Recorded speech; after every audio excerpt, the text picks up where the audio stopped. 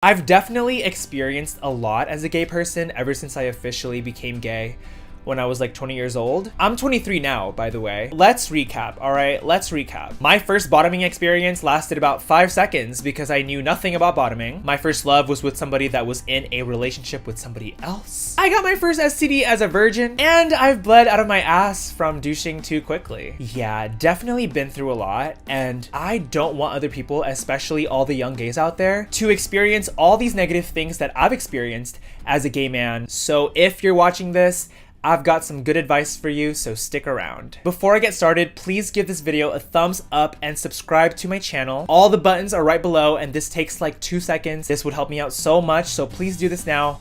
Thank you guys. All right, time for some advice. Advice number 1. Be aware that you can get an STD from a blowjob. This is definitely more known like nowadays because we're all understanding the gay world a little bit more as a society. But 3 years ago, I was either a dumbass or I just lacked the education. I saw a couple random dudes during a break between Ben and I gave them head. Didn't swallow, nothing crazy, and I only saw each of them once. Fast forward 4 months later. Ben and I were consistently fucking at this point, summer of 2019, and I went to get a routine STD screening. I got my rapid HIV test, which was a finger prick, and I had a lovely woman shove a cotton swab down my throat and up my ass. A week later, someone calls me on the phone while I was showering and goes, "Hey, we're from Planned Parenthood, and you got tested last week, and we wanted to call you and give you some good news. You don't have HIV, you don't have gonorrhea, you don't have syphilis." And the entire time they were talking, I was like, yeah, something's not right, because why else would they fucking call me? I had shampoo in my hair and water in my eyes, and I was like, And then after listing like 5 other STDs that I do not have, they were like, "But you did test positive for chlamydia, but don't freak out. All you have to do is come into the clinic and we'll give you antibiotics and you'll be clean in like a week." The first thing I did was go outside and tell my mom. She freaked out, obviously, and so did I. And keep in mind, this was all so new to me and my mom because I had just met Ben like 5 months before this, and that was the first time I had sex. That was the first time I was like, I knew I was gay, and so we're all new to this, right? We were so sure that Ben gave me this STD because he was the only person that I was fucking. And so I texted Ben and I was like, "Hey, I got chlamydia and I'm only fucking you, so I think you should go get tested." And so he was like, "Oh shit, like I'm so sorry, like I'm gonna go get tested and get on antibiotics, like it'll be fine, blah blah blah blah. I'm sorry." And I'm like, no, it's fine, it's just chlamydia, it's cool. Fast forward a fucking week later, Ben had already taken his antibiotics, because how it works is if you go to the clinic and like you tell them that your partner tested positive for an STD, they give you antibiotics before even like testing you. So he had already taken the antibiotics and he got tested afterwards. Anyway, so he got his results back like from before he took the antibiotics, and he tested negative for every single STD. And so then he texts me this while I was on a hike in Hawaii, and I was like, what the fuck? Because I didn't sleep with anyone except for Ben. And I was like, who could have given me this STD? And I was like, okay, wait, I remembered the blowjobs that I gave in February. And so I called my clinic and I was like, hey, did the chlamydia particles like show up in my throat or my ass? Like, where were they? Where were the little boogers? And they were like, oh, they were found in your throat. And that's when I learned that you can get an STD from a blowjob, even if you don't swallow, because I definitely did not swallow those crusty hoes. So if you're watching this, don't just suck off some random dude's dick if you don't know their STD status. I've personally never given a blowjob with a condom on, and I can't imagine that being fun. So honestly, either have your partner get tested and then give them head, or just stick to hand jobs or fucking with the condom on. You don't want to risk getting an STD. Advice number 2.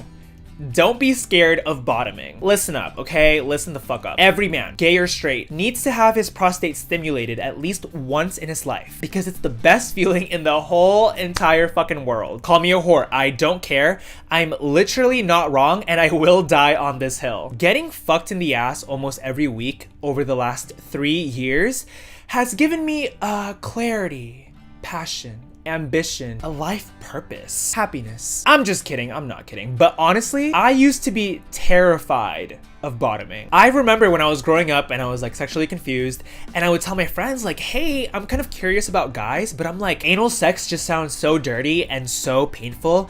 I can't imagine like feeling good while doing it. Boy, was I mistaken, because I don't know what God did to like the male body, but like the fact that there's a G-spot back there, like whoever created us in the universe, like thank you for putting that there. Thanks for having that be a thing. I really appreciate it. As long as you use the bathroom and douche a little bit and then mentally and physically prepare yourself during foreplay, you're literally good to go. If you're watching this and you're curious about bottoming, or you're like on the line waiting for a sign to come to tell you to do it, this is your sign. This is your green light, babe. Like, go out there and get fucked, please. You're in for the sweetest ride of your motherfucking life. Don't forget to use a shit ton of lube and let me know how your experience goes. Advice numero 3. There's a high chance that you're going to fall in love with somebody that might not feel the same way about you, and you have to be okay. Dude, trust me, unrequited love is one of the most painful experiences that we just have to go through sometimes. For me, it was and still is a little bit tougher to navigate because we're having sex, communication was bad, I might have been led on at some point, I was naive, he was my first. They were in a relationship, but then they broke up, but then he liked me, but not enough to be with me. But I'm so emotional and I got it wrong in my head. We also became really good friends, and well, wasn't that an unexpected surprise? Right, Ben? But ultimately, no matter how messy things got, he did not want to be in a real exclusive relationship with me. And sometimes, honestly, sometimes it's so hard to accept that because we're having sex, we have such great memories together, we go out together, he's one of my best friends, we've been through a lot, we know so much about each other, I respect him, I look up to him, I adore him, he makes me feel like the happiest person in the world. But honestly, I just have to remember that I don't actually want to be with him unless he genuinely wants to be with me too. I have to switch the gears in my brain from like being sad all the time that we're not together to being grateful that this beautiful thing has lasted this long. I love him so fucking much. And when you love someone, there's two sides to it, right? There's that part of your love that's like clouded with jealousy and obsession. The part of your love that wants him all to yourself, that gets stressed out over every little thing and like picks fights and worries about everything that he's doing and everything that he's saying. The part of your love that like makes you fucking crazy. It's the core feeling that gets you to disregard his feelings and his happiness and what he wants. It's also the feeling that gets you confused about what you really want and kind of puts a band-aid over what you really need to be working on internally, separate from him. All your problems, all your trauma, all your tendencies, like it just like distracts you from fixing yourself. Because the truth is, if you're getting so worked up over somebody, that says a lot more about you than it does about him. However, there's also that other part of your love for somebody that wants him to be happy, that wants him to be free to do whatever he wants with his life, because he deserves it. Focus on this part of your love for somebody and try your best to let go of the toxic side of you. The side that's filled with anxiety and craves his attention all day and all night. It's all really hard to deal with. Fuck, it's a work in progress for me, right? Like, I'm not perfect. I still have my issues. I'm working my ass off. It's like every single day, every single hour, there's a mental habit that you have to break, and it's exhausting. But I tell myself that it'll be worth it. So if you like somebody that doesn't like you back, I hear you, I see you, I know exactly how you feel. What keeps me grounded is remembering that someday, for whatever reason, he and I are going to have to stop seeing each other in the same way. Every friend with benefits has a shelf life, right? Unless we start dating and get married and live happily ever after, which is so unrealistic, we are not going to have the same relationship that we do today. One of us could move away, one of us could get in a relationship with somebody else, one of us could just not want to have sex anymore, we could just drift apart or whatever. When that day comes, I don't want to be somebody that has to resort to hating him just to be able to cope with the pain, because I love him and I want him to be happy and I want to be able to celebrate life with him as a good friend. Life isn't going to get easier. We shouldn't get so worked up over little things when life is this good at this current moment, because later on, worse things are going to happen. And we have to be ready.